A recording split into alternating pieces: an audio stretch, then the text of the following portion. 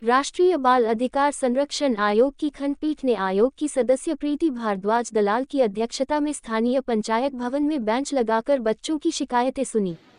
सदस्य प्रीति भारद्वाज ने शिविर में बच्चों की समस्याएं सुनते हुए संबंधित विभाग के विभागाध्यक्षों को समाधान करने के निर्देश दिए।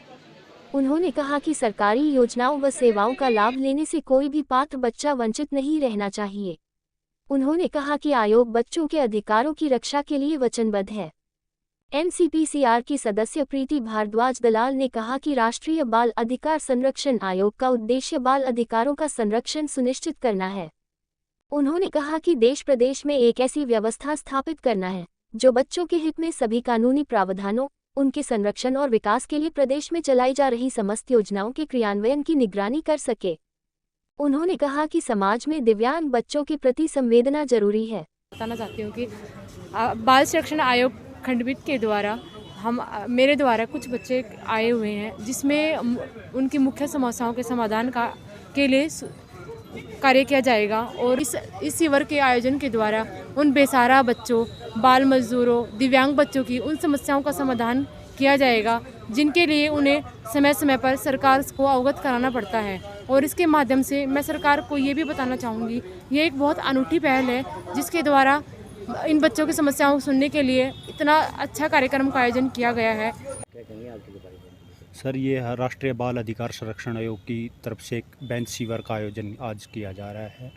इसमें हमारे जो एनसीपीसीआर की जो सदस्य हैं श्रीमती प्रीति भारद्वाज दलाल जी, वो आई हुई हैं। इसमें जो बच्चे हैं, जो भी किसी भी प्रकार की जो भी बच्चों की प्रॉब्लम है, आधार कार्ड का इशू हो या चाइल्ड अब्यूज का इशू हो, बच्चों की शिक्षा का इशू हो या कोई एनी अदर हेल्थ इशू हो या कोई स्कीम का जिनको बेनिफिट मिलना चाहिए वो नहीं मिल रहा, उनके रिगार्डिंग आज जन सुनवाई की जाएगी। और जो जन सुनवाई के दौरान जो भी एप्लीकेशन आएंगी उनको कंसर्न डिपार्टमेंट को मैडम डायरेक्शन देंगी और उनको रिजॉल्व किया जाएगा। इनके साथ मैडम के साथ हैं हमारी जो हरियाणा राज्य बाल अधिकार संरक्षण आयोग की चेयरपर्सन श्रीमती प्रवीण जोशी जी, और उनके दो सदस्य श्री गणेश लाल जी और सुमन रानी जी, वो भी पहुंच रही हैं। में पंचायत भवन में राष्ट्रीय बाल अधिकार संरक्षण आयोग की बेंच का आयोजन किया जा रहा है, जिसमें बाल अधिकारों से जुड़े जो भी मुद्दे हैं उनसे संबंधित शिकायतों की सुनवाई आज की जाएगी, चाहे वो बाल स्वास्थ्य हो, बाल विवाह हो या कोई पॉक्सो एक्ट का मामला हो या चाइल्ड लेबर का मामला हो, उन सब की सुनवाई की जाएगी। जिला प्रशासन के द्वारा इस सब की सारी तैयारियां करवा ली गई हैं। हमारे सभी डिपार्टमेंट्स हेल्प डेस्क के साथ यहाँ उपस्थित हैं और इस बैठक की, इस बेंच की जो हमने पब्लिसिटी करनी है, सबको इस बारे में जागरूक करना है, वो कर दिया गया है। तो आप देखेंगे कि यहाँ पर उपस्थिति भी काफ़ी संख्या में और लोग अपनी बात रखने के लिए भी काफ़ी उत्साहित हैं। आज हम यहाँ पर पंचायत भवन में भिवानी के आए हैं और यहाँ पर आकांक्षी ब्लॉक्स हैं 2 आपके यहाँ पर, जो कि भारत में 500 से ज़्यादा आकांक्षी ब्लॉक्स हैं, उसमें से 2 भिवानी में हैं, चरखी दादरी में एक है। टोटल मिला के हरियाणा में 7 आकांक्षी ब्लॉक्स हैं। आकांक्षी ब्लॉक्स का मतलब कि जहाँ पर कि सामाजिक रूप से या फिर जो पैमाने हैं डेवलपमेंट के, उस हिसाब से डेवलप नहीं हो पाया है।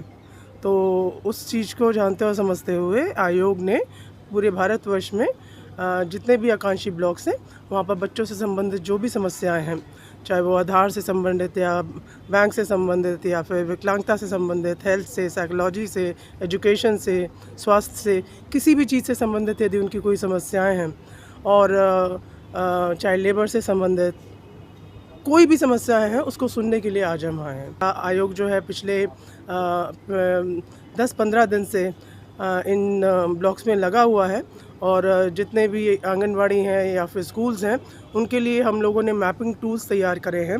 यदि आंगनवाड़ियों में या फिर स्कूल्स में किसी प्रकार की कमी है, छत नहीं है, नल टूटे हुए हैं, नल नहीं है, पानी नहीं आ रहा है, बच्चों की संख्या कितनी है, कितने आ रहे हैं, कितने नहीं आ रहे हैं, तो उसका पूरा हमने एक मैपिंग टूल तैयार किया है, जो कि भर के सारे आंगनवाड़ी जो है कार्यकर्ता हैं वो हमें भर के देंगे।